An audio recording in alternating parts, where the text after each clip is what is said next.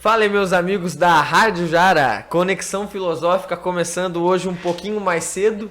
Eu sou Gabriel Tucci, estou aqui com o meu convidado. Ederson José Engler. Aí sim. E estamos aqui hoje para trocar uma ideia sobre um livrinho, né? Levemente interessante, chamado Mais Esperto que o Diabo. Tá dando para ver aí direitinho, né? De Napoleon Hill. E bom, como a gente ainda não tá no horário, né? Vamos começar devagarzinho mesmo.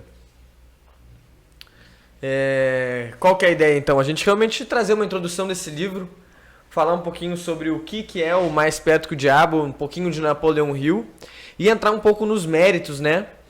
Poucas pessoas sabem, mas o Napoleon Hill foi um filósofo, né? Apesar dele ter muito know-how aí, muito nome na área de empreendedorismo, de quem quer desenvolver riqueza financeira.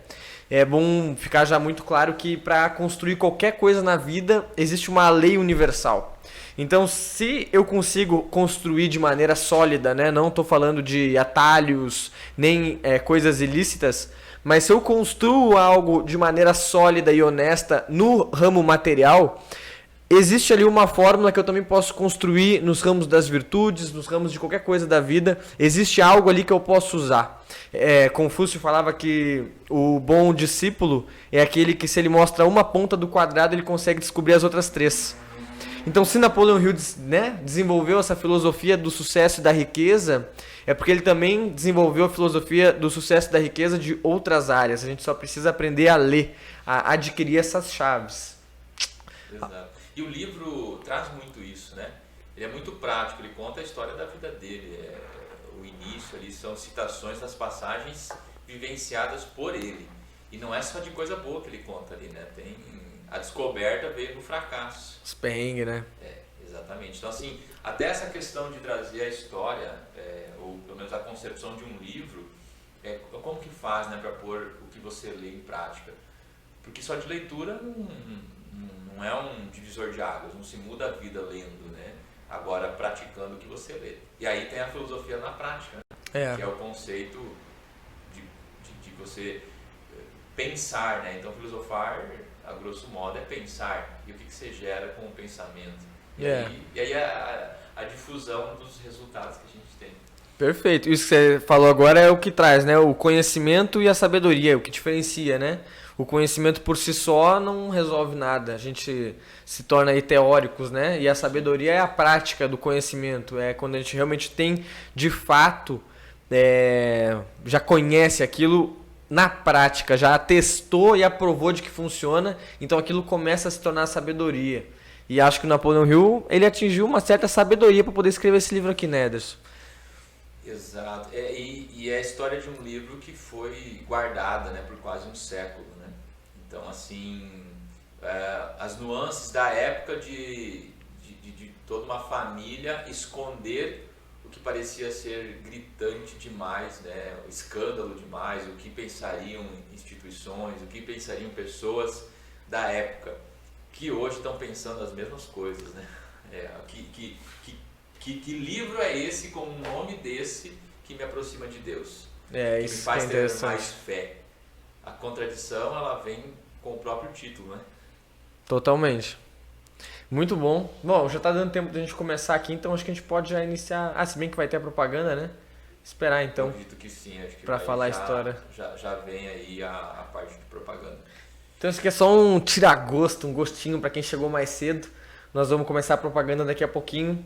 E aí a gente já inicia falando como esse livro foi escrito, qual que foi a história, né? Para o Napoleon Hill chegar a esse livro, por que ele não foi publicado na época.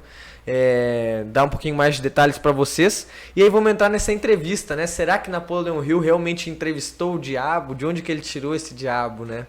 Lê e tem hora que você se envolve, né? Fala assim, é verdade, não, é mentira, é verdade, é coisa da cabeça dele, mas cara, tem muita verdade ali, mesmo que, independente da forma que foi concebido o livro, ele tem um sentido muito forte. Realmente, ele tem chaves, né? E eu tava até falando pro Ederson que eu li esse livro já faz uns 2, 3 anos. E eu comecei a folhear ele aqui pra gente poder conversar um pouquinho na rádio. E já decidi que é o próximo livro que eu vou ler, porque realmente é um livro muito filosófico, um livro que tem chaves muito importantes e profundas, né? Eu não tava lembrando o quão profundo é esse livro, porque Dizem que realmente livros bons, livros desse conceito como esse aqui de Napoleon Hill, se você lê ele hoje ou daqui a 10 anos, é outro livro. Porque você começa a atingir níveis de consciência mais elevados e você consegue descobrir novas chaves no mesmo livro. Então, se não tivesse as suas marcações, você nem acreditaria que é o mesmo livro que você leu anos atrás. Sim, e eu acho que esse livro está nesse patamar. Exatamente. Bom, mais um minuto pra gente começar aqui as propagandas, então... 1 minuto? 1 minuto. Enche a linguiça mais um minutinho aí, né, Ederson? Exatamente. E que as pessoas possam entrar aí, fazer um comentário, pergunta, qualquer coisa, né? Eu digo que a participação é tão importante. É como a leitura. Grifar um livro, comentar sobre um livro, né? Tipo, bater um papo. Isso é um aprendizado absurdo, porque você aprende com o outro. Tipo, pra mim, Gabriel vai falar alguma coisa que eu não percebi no livro. Sim. Supostamente eu posso falar alguma coisa que Gabriel também Totalmente. não prestou atenção naquele ponto específico, a atenção dele era outro lugar. Então, a troca de informação na leitura é a filosofia na prática, né? Total. É viver a filosofia, né? Não é só pensar, né? E a interpretação é diferente, né? Exato. Como você vai interpretar, é muito interessante isso. Ó, nós vamos entrar em propaganda em 10, 9... Galera, já voltamos, tá bom? Vai ser aí 3 minutinhos de propaganda e já retornaremos com Mais Esperto que o Diabo. Pessoal, voltando então dos comerciais, cá estamos nós. E agora nós vamos começar oficialmente o nosso papo sobre o livro Mais Esperto que o Diabo. E aí, Ederson, tá pronto? Prontíssimo. Já tá preparado psicologicamente? Nasci pronto. Então pronto, então vamos nessa. Então, trazendo uma breve introdução aí ao livro, né? Pra quem não conhece Napoleon Hill, ele tem vários livros, Leis do Triunfo, Pense e Enriqueça, acho que ele tem mais de 10 livros hoje já publicados, né? Ele não tá mais, né, entre nós, é um homem já falecido, só que ele deixou aí um grande arsenal de livros e ele é um grande amigo dos empreendedores, né? Quem empreende, quem trabalha com finanças, gosta muito de Napoleon Hill porque ele descreveu aí as leis do sucesso, né? Leis do sucesso financeiro, principalmente. Então, bom, eu já li o Pense e Enriqueça e ali eu já percebi que ele sim fala sobre as leis do sucesso, mas ele aprofunda mais, né? Ele vai muito além quando ele começa no final do livro a falar sobre as reuniões secretas dele, que são reuniões que ele fazia dentro da própria mente. Ali você vê, cara, é um pouco diferente do que eu esperava, né? A maioria das pessoas acho que se choca um pouco com Napoleon Hill nesse sentido. Sim, porque ele quebrou padrões, né? Tipo, ele é de 1883 a 1970. O auge ali dos escritos dele é 1920 a 1940 ali. Então, assim, é contraditório para a época e ainda hoje muitas pessoas elas não entendem sobre fazer uma reunião comigo mesmo, né? Não é muito normal. Não. Porque você foge de um padrão quando você começa a se ouvir, se entender, aceitar como você funciona, melhorar tudo que acontece dentro, você está fora dos padrões. Você saiu do efeito da manada, né? Sim, muito bom. Então, mais ou menos, né, trazendo a história do livro, pelo que eu já estudei isso eu vi no podcast do Thiago Nigro, né? Que existe uma Fundação Hill aqui no Brasil que é quem manda, né? Quem está com os direitos autorais aqui no Brasil, quem entende e estuda até hoje Napoleon Hill. Ele, como eu falei, ele não é um cara muito comum, ele é um filósofo, né? Então, um filósofo digno de estudo. Então, a Fundação Hill estuda essa pessoa, essa mente brilhante. Eles contam que na época que o Mais Perto que o Diabo foi escrita, foi uma situação muito engraçada, na verdade, porque Napoleon Hill ele chegou a um nível de notoriedade na sua época, né? Ele já foi até, se eu não me engano, ele foi até assessor de Abraham Lincoln, presidente dos Estados Unidos. Então ele realmente já tinha um nome, né? E ele inventou, na época da Lei Seca, de falar de um gangster muito conhecido, que era o Al Capone. E ele inventou de falar mal do Al Capone num jornal, né? E então esse jornal foi lançado às 4h30 da manhã. O editor do jornal, ou o dono, agora não lembro mais, às 5 horas da manhã já estava morto, já tinha sido assassinado. E Napoleon Hill se escondeu, né? Ele sabia que ele seria o próximo da lista. E ele foi pro porão do primo, ou do enteado. E lá ele ficou alguns meses. E ele não podia nem acender a luz, Porque se eles vissem que tinha alguém no porão, eles estavam procurando Napoleon Hill para cobrar, né? Então, o que aconteceu? Napoleon Hill teve que se esconder completamente. E conta-se que nesses meses de, né, se escondendo no escuro, uma coisa assim mais introspectiva, é que ele chegou a ter acesso ao diabo, né? Até hoje se pergunta se ele realmente entrevistou o diabo ou não. É uma coisa que a gente nunca vai saber como ele teve acesso a isso.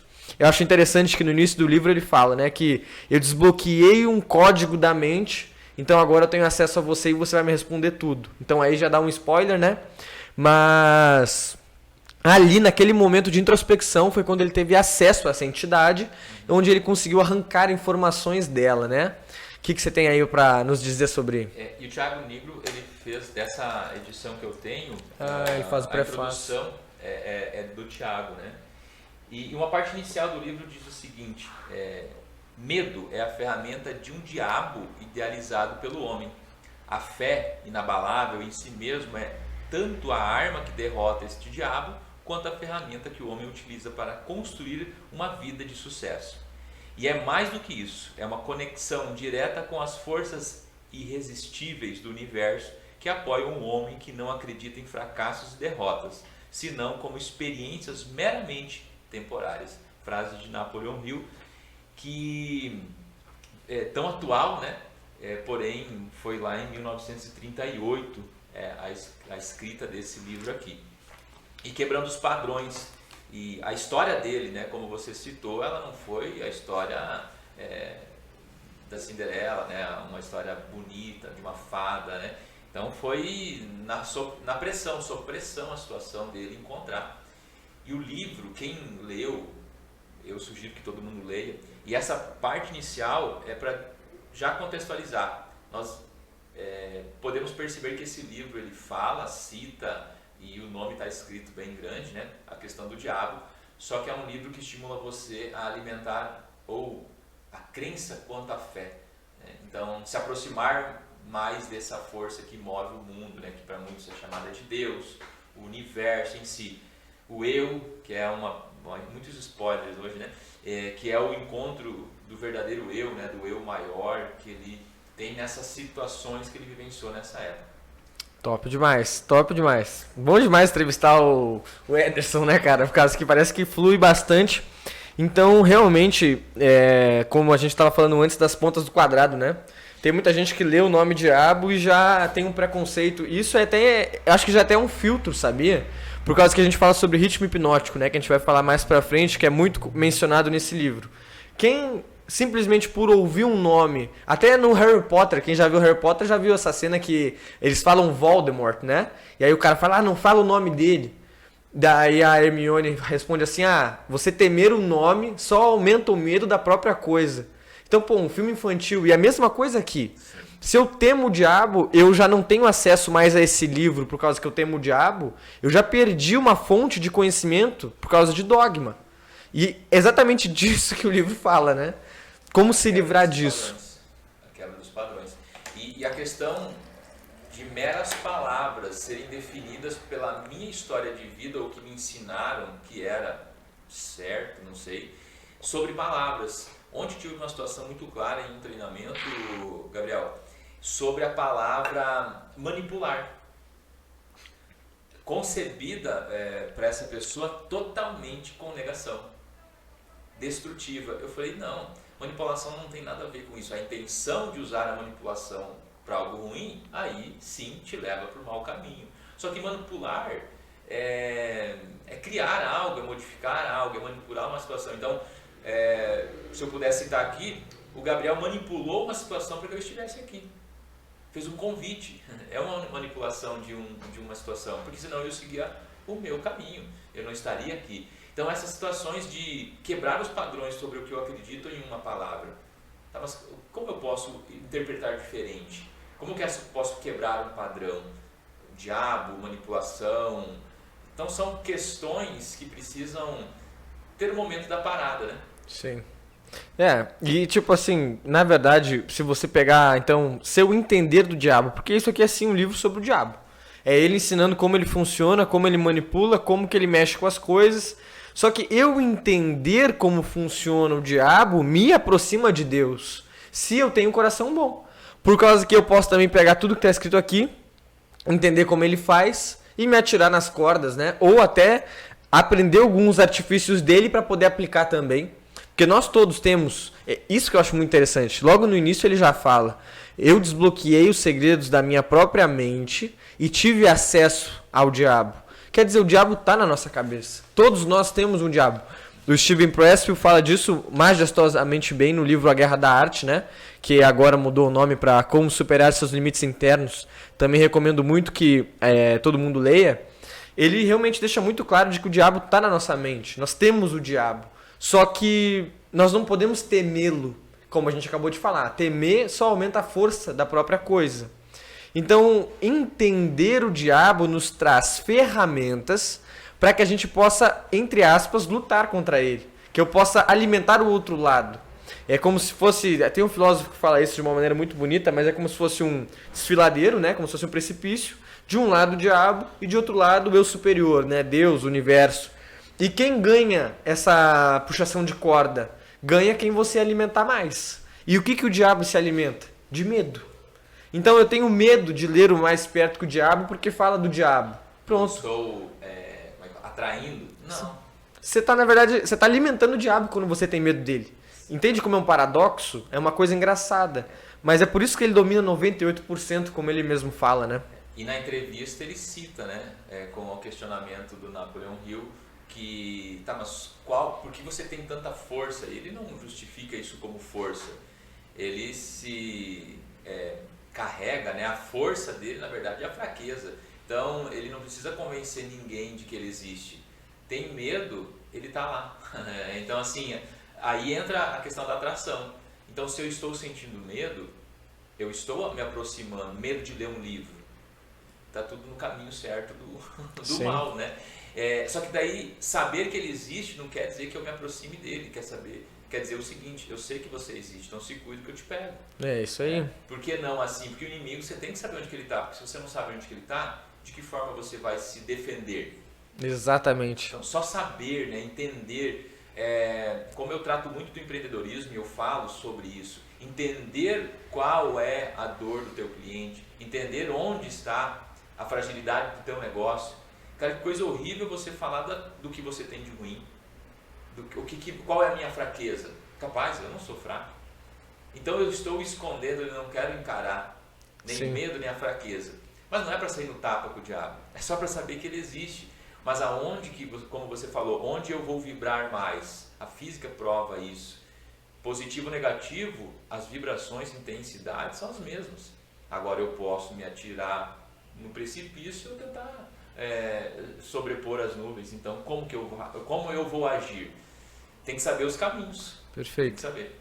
Isso que você falou é maravilhoso, né? Inclusive, o próprio diabo fala no livro que muitas pessoas imaginam essa entidade, imaginam o mal como se ele fosse aparecer na nossa casa com 7 cabeças e 25 braços, fazendo um barulho e vindo nos pegar. E ele fala: cara, não ajo assim, eu não tenho interesse.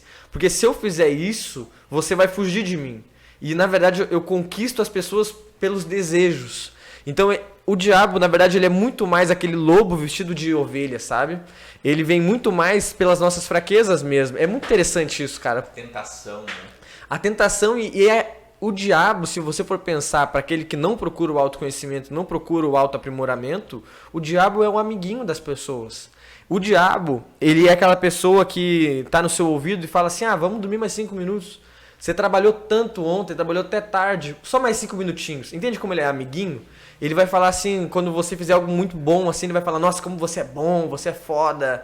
Não sei se eu posso falar foda, agora já foi. Você... Falei 2 vezes, inclusive, né? Então, ele é um amiguinho, entende? Ele não vem como o capiroto voador com machados e pedras. Ele vem como brother.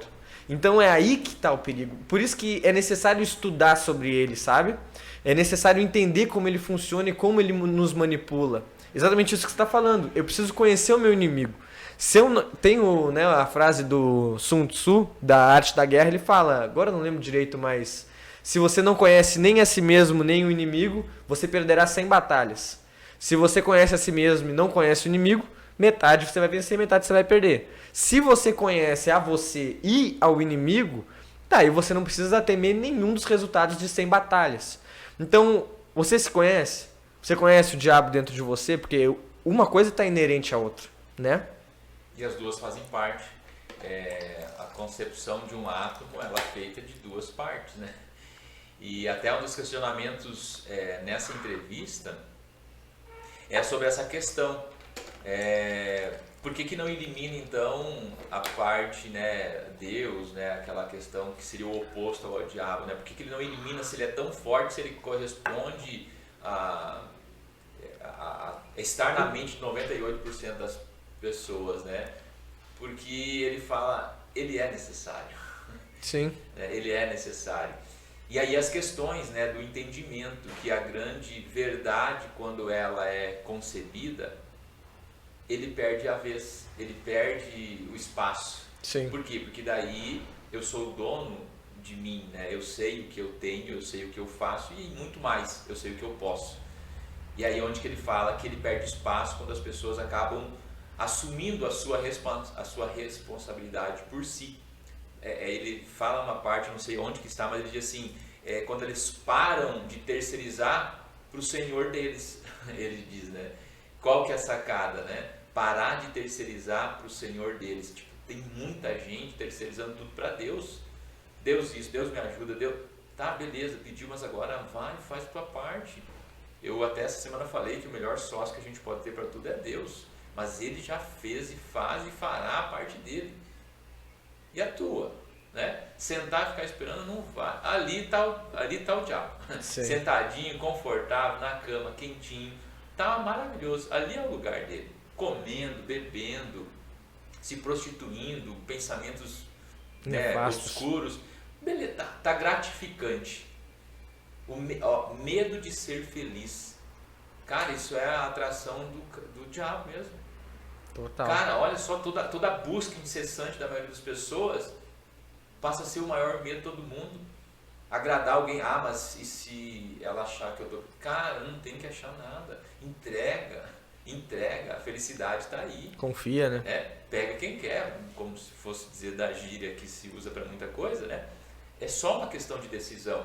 E ele cita também na entrevista, o diabo fala, quando as pessoas começarem a tomar decisões por elas, eu perco o meu lugar. Muito louco, né? Então vamos dar uma pausa rapidinho, comerciais, voltamos em alguns poucos minutos. Show. Buenas personas, estamos de volta. E aqui meu amigo Ederson já liberou aqui, hein? Quem tiver aí no site nos acompanhando, comenta, né? Hashtag Conexão Filosófica, que nós vamos sortear um livro para vocês. Mas podemos sortear o Mais Perto que o Diabo. Mês de janeiro, no último programa do mês de janeiro, a gente faz sorteio. Pronto, fechado. Então hashtag, comentem aí. Lá no site, escreve lá que você mandar um abraço, pode mandar um abraço, pergunta, comentário, o que você acha, a tua opinião pelo livro, pode falar. E que considere no final, no meio, no começo, hashtag Conexão Filosófica, para que a gente possa identificar nos recados quem vai entrar nesse sorteio, nessa promoção. Top demais, vai levar um livro Mais Esperto que o Diabo? Pode. Já estamos falando dele? Fechado. Então, voltando, estamos falando sobre medo, e eu acho interessante que o próprio diabo nos ensina a fazer uma oração nesse livro, né? Ele fala assim, então o Napoleão Hill pergunta, então a oração não funciona? E ele responde, não, a oração funciona sim e funciona sempre. Vocês que não sabem usar para a maneira que vocês precisam, que vocês querem, né? Então olha o que o diabo fala, que interessante. Ele fala que a oração, normalmente nós deixamos a oração como último recurso. Então, quando a gente já não tem mais o que fazer, quando já está tudo perdido, a gente faz a oração apelando, né, por socorro. E como a gente já vai nessa intenção, nesse medo da falta, medo de não ter, a gente precisa, essa última instância, a gente está atraindo aquilo. A gente já começa a oração pelo medo e não pela fé inabalável. Então ele fala, quando a pessoa faz a oração pela fé inabalável, não falta nada a ela, mas ela faz oração com gratidão pelo que ela já tem. Ela merece mais. Entende isso? Sim. Que interessante. O próprio diabo, então, nos ensina a fazer uma oração. E é isso que eu digo, cara. É muito interessante isso, porque a pessoa que não lê esse livro por medo do diabo, acaba perdendo grandes oportunidades, né? Eu digo que uma técnica muito boa de iniciar uma leitura, principalmente quando é uma leitura assim que a capa já, sei lá, talvez foge dos padrões convencionais, talvez por isso que a família guardou por quase um século esse livro, é você começar a leitura sem a pretensão de entender o que está escrito. Só absorve, só está definido, milhões já leram, então assim, absorva, deixa que a própria mente tenha a concepção da leitura e comece a prestar atenção no que está sendo dito no livro, né? Porque quando você se envolve num livro, esse é envolvente, né? Você tem que cuidar, porque senão você passa a noite lendo. Então assim, ter essa percepção de ser ensinável quando uma leitura é iniciada. Troca informação, conversa com alguém, fala, estou lendo tal livro. Isso é importante, porque daí é um aprendizado. Aí você põe em prática, né? Senão você fica só absorvendo, né? Fica colocando algo, mas não realmente utilizando aquilo em sua vida. E esse livro ele é um treinamento vivo, né? Não tem como não mexer contigo. Já começa mexendo, né? Por questões assim que são padrões que o próprio Napoleão Hill quebrou. Eu queria ressaltar também essa questão, tanto da oração, da reza, né, que ele cita no livro, sobre ele aprender a rezar, né? Então, ele traz a concepção de que ele mudou o jeito de rezar, começando a rezar antes de que algo acontecesse, e rezando por gratidão àquilo que ele tinha. E o pedido era que eu seja merecedor daquilo que eu tenho. Então, é se tornar sempre merecedor do que já tem. E aí nunca falta. E isso é milenar, já está escrito faz tempo, né? E ele teve que conceber isso na própria vida. Interessante. E outro ponto importantíssimo que ele cita aqui no livro também, que há um mentor e que está com ele anos e anos e anos, né? Então ele traz o ensinamento de Andrew Carnegie, que faz a ele citações que no momento que ele ouviu não fez sentido nenhum. Na concepção desse livro que veio à tona. E ele cita o trecho de como iniciou todo esse processo até a entrevista, lembrando e relembrando cada ponto da fala que Andrew teve com ele. Aí ele falou, tipo assim, como se fosse dizer assim, agora eu entendi. E ele falou que ia acontecer isso. Interessante, né? A sabedoria, né? Sim. De absorver o que o mestre falou. Não questionar ele. E nem tem partes que Andrew fala assim, não tente entender e me perguntar por que eu estou falando isso. Só ouve. Interessante. Pra quem já viu Caverna do Dragão sabe, né? Não tem como entender a mente de um mestre. Quando apareceu o mestre dos magos lá, ele largava as pérolas dele, a gente não entendia nada, mas no final fazia sentido, né? O próprio oráculo funciona dessa forma, né? Ele fala o futuro, mas ele fala do futuro de uma maneira que a gente não entende nada no presente. Então ele fala, 3 partirão, entende? Quer dizer, é sempre muito difícil, a gente não entende porque a gente não tem. Né? Jesus falava em parábolas, que o conceito de Jesus falar assim é para que alguns não entendessem, só os puros, né? Só os de bom entendimento. E Jesus falava já, a verdade de cada um o libertará. Então já está escrito e faz tempo, e não só o Napoleão Hill, né? Mas nós precisamos absorver isso, porque quando eu acredito em mim, acabou, eu não preciso mais ter assim aquela deficiência, eu não preciso mais ser vítima, eu me completo, indiferente de eu dizer que eu não preciso de alguém. Sim. É que as confusões, que as explicações são só até a primeira linha. Sim. Não se escreve mais sobre as explicações de cada conceito. Ser motivado, tá, mas para ir para onde, né? Ou ser disciplinado é melhor. Então, quantas coisas, né? Até tem uma parte que o próprio Tiago diz, que a autodisciplina é algo muito, mas muito importante. Sim. A autodisciplina. Eu posso falar, Gabriel, tem que fazer isso tal hora. Beleza. Eu estou fazendo? Sim. A autodisciplina para a filosofia é sinônimo de liberdade, né? Então, na verdade, até hoje existe uma grande não coerência com isso, porque hoje em dia o jovem principalmente associa a liberdade à falta de disciplina, né? Eu sou livre, Faço o que eu quero. Eu faço o que eu quero a hora que eu quero, isso é sinal de liberdade. Na verdade não, né? Na verdade, se você não tem uma disciplina, você não sabe para onde você quer ir, não paga o preço por esse caminho, você é uma vítima do teu externo, né? O alienado, né? Como se cita no livro. Exatamente, você é um alienado, por causa que você vai depender das coisas ao seu redor. Se você não sabe o que acontece, né? Se você não decide por algo e caminha nessa direção, qualquer vento que sopra joga o teu barquinho de um lado para o outro. Então, exatamente, a filosofia trata isso de uma maneira muito interessante. Eu acho muito legal também que o diabo, uma das primeiras coisas que ele fala é que ele usa a bajulação como um dos fatores de manipulação, né? Por causa que ele fala que 98% das pessoas estão sob o comando dele. Isso quase 100 anos atrás, eu imagino que essa porcentagem não tenha mudado muito.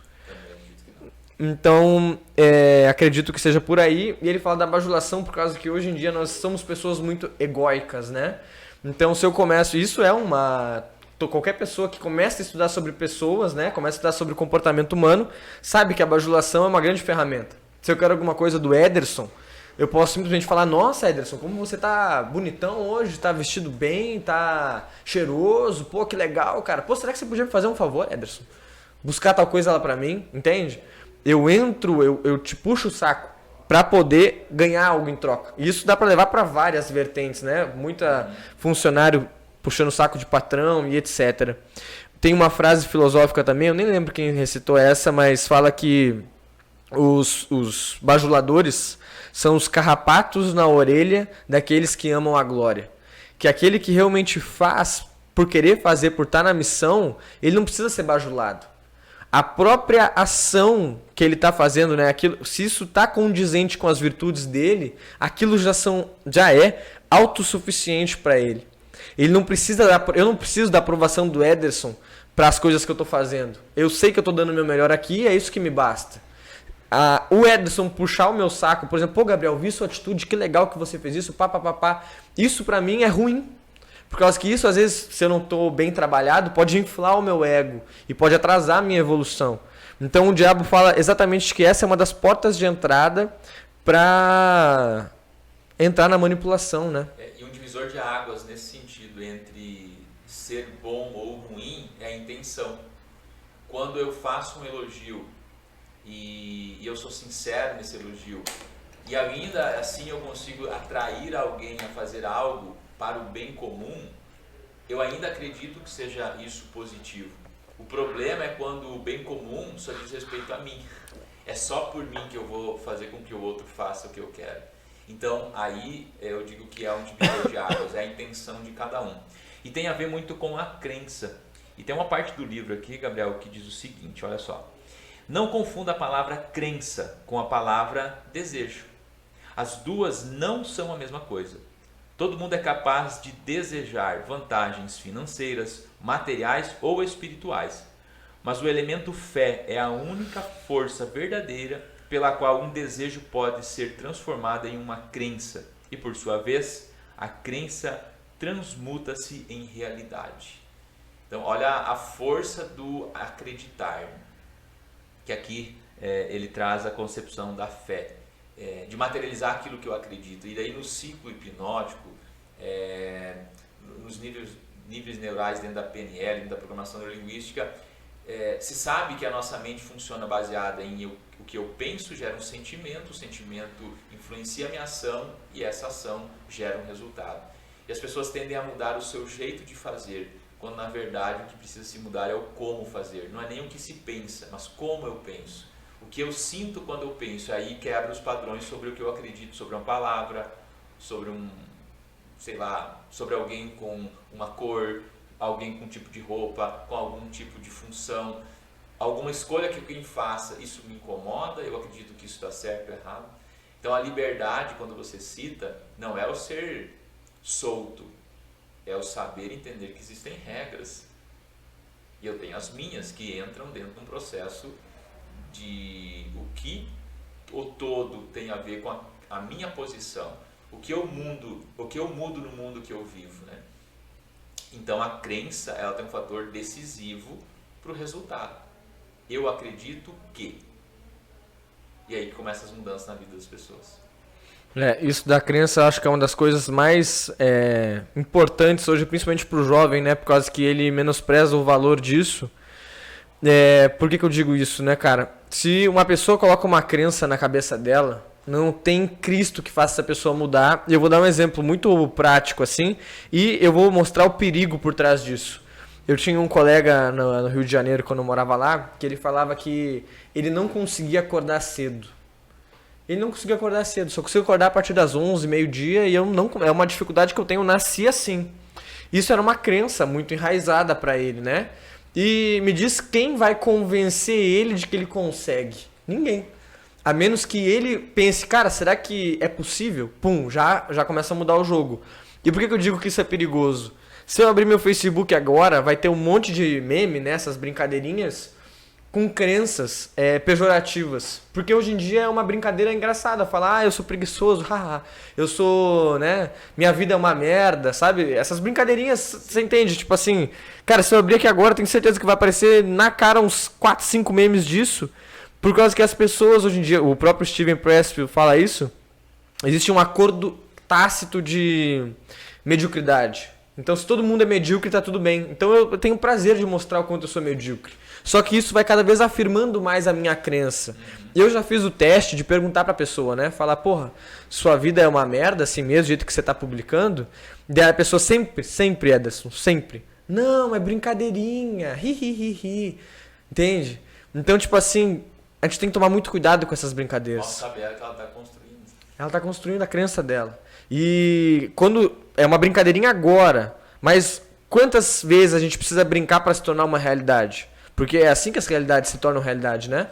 Quer ver uma crença que era uma brincadeirinha na infância de muita gente? Para de fazer isso que a polícia vai te pegar. Mas dentro da história, a polícia é o mal ou é o bom, né? Exatamente. Então, já cria lá atrás, lá na cabeça da criança, numa brincadeira, numa simples fala. Simples fala, eis a questão. Então, o quanto uma crença ela pode realmente ser destrutiva. Então, como ressignificar? Como eu pegar um livro como esse, de um autor que lá na sua época era contradizente àquilo que se concebia como verdade, né? E hoje ainda. Acho que hoje só tem mais opção de besteirol, né? Tem mais opção de brincadeirinhas. Se tornou divertido rir do que está acontecendo. Só que daí são as alienações, né? E eu digo que às vezes brincadeiras elas são as cortinas, são os esconderijos das vítimas. Sim. Porque eu preciso chamar a atenção de alguém. Sim. E como que eu faço isso? Chorar já não é tão legal, né? Então eu tenho que fazer brincadeirinha. Sim. É uma ferramenta, né? Exatamente. Bom, outra coisa que o Diabo comenta nesse livro aqui que eu acho muito interessante trazer, né? Acho que não poderia passar batido. Ele fala sobre as adversidades, né? E ele fala assim, cara, toda adversidade tem uma semente, uma vantagem, né? De mesma equivalência para o sucesso. Que se a gente aprendesse a ler, né, na derrota, aprender na desvantagem, a gente veria, né, a gente poderia enxergar e mudar o nosso resultado completamente. Isso é muito interessante porque ele fala até sobre o ritmo hipnótico, né? Quando nós estamos no ritmo hipnótico, é como se a gente estivesse na mecanicidade, tá, gente? É aquela coisa assim, é tudo automático já na nossa vida, a gente não pensa mais. A gente está no 100% piloto automático. E ele fala que quando a gente toma um prejuízo, quando a gente toma uma desvantagem, quando a gente toma um baque, a gente volta pro corpo. A gente fala, opa, aconteceu alguma coisa aqui. Então, nesse momento, eu tenho a oportunidade de entrar no rumo da minha vida. Como você mesmo disse, assumir o protagonismo, né? Então, só que o que acontece? 98% das pessoas não fazem isso. Não aproveitam. Voltam pro ritmo hipnótico. Foge-se do fracasso. Exato, tipo, fracassei, beleza, segue o baile. Então não aprende nada, não pega, por causa que ele fala, né? Não é que com o fracasso vem a planta já pronta para você poder usar no seu coração. Vem a semente. Se essa semente não encontra solo fértil, ela não brota. Então a gente tem que cuidar para sermos, né, solo fértil. Para quando a gente passe por uma desvantagem, que essa semente encontre um lugar onde ela possa brotar e semear algo ali. Por causa que a gente sempre vai ter fracasso. E aí, nós estamos falando de parábolas antes, tem a parábola do semeador, que Jesus contava. E olha só como é que tem a ver com essa situação.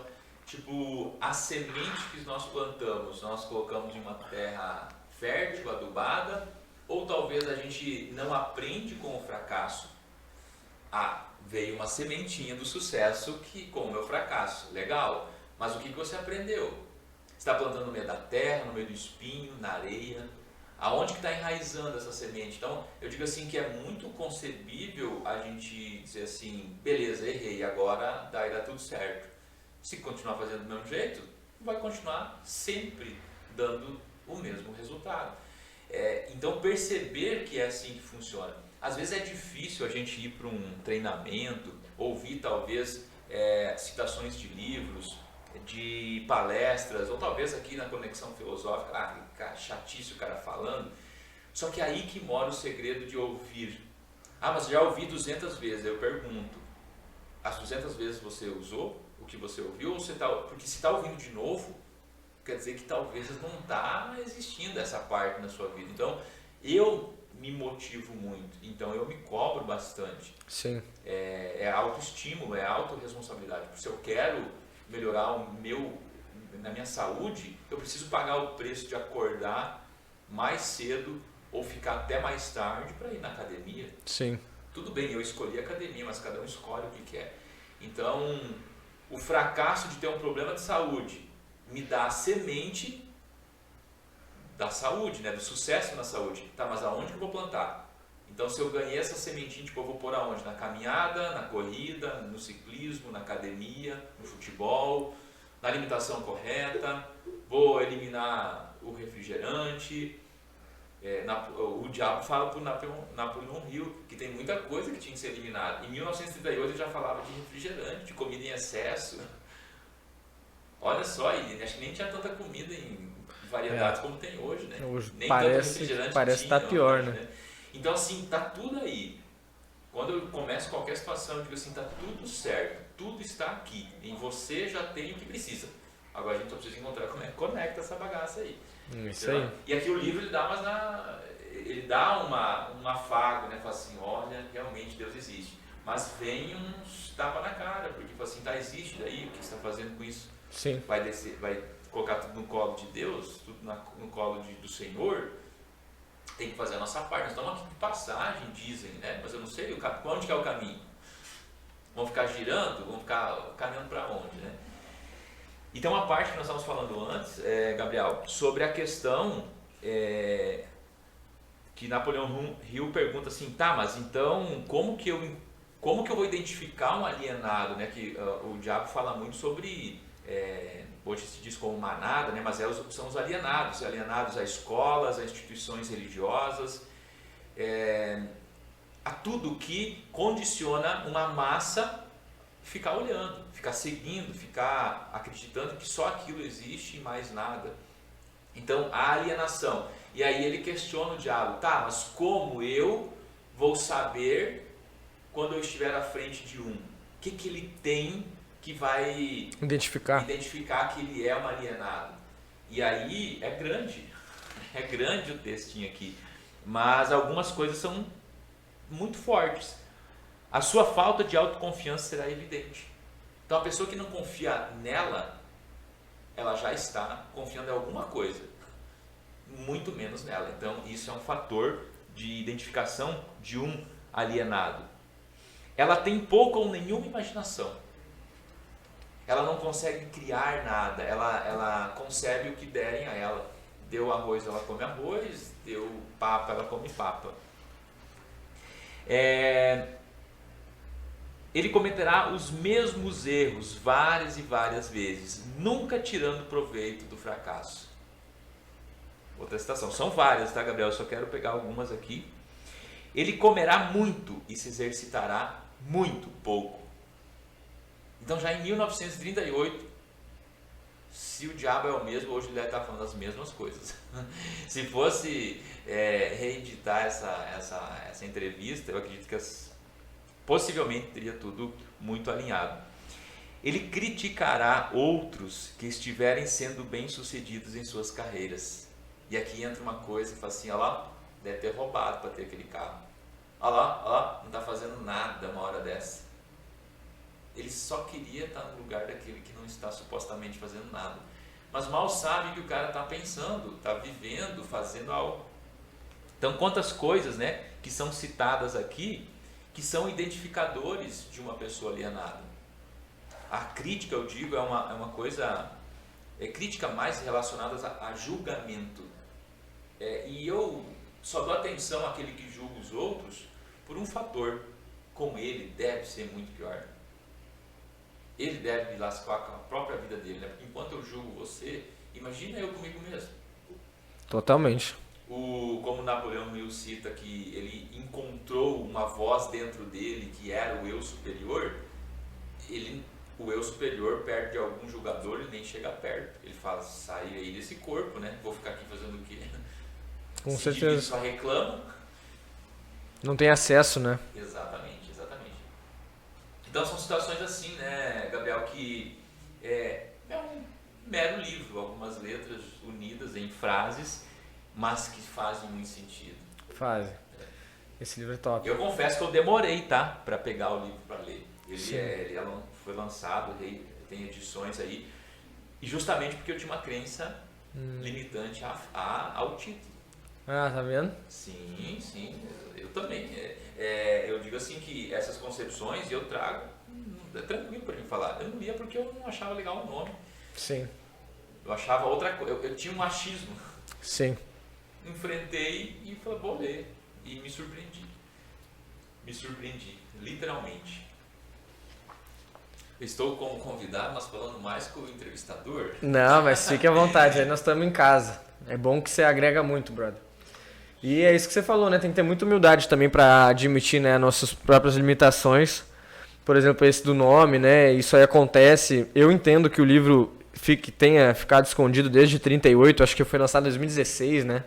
Sim, foi 2016 a primeira edição dele. Então é bastante tempo e não é à toa mesmo. É um livro que estava à frente, infelizmente estava um pouco à frente para o seu tempo, né? A gente está vivendo, né? A filosofia trata muito isso também, a contemporânea, que a gente está numa idade média de novo, né? Numa idade meio das trevas, assim, em termos de conhecimento, em termos de como o ser humano está perdido em desejos.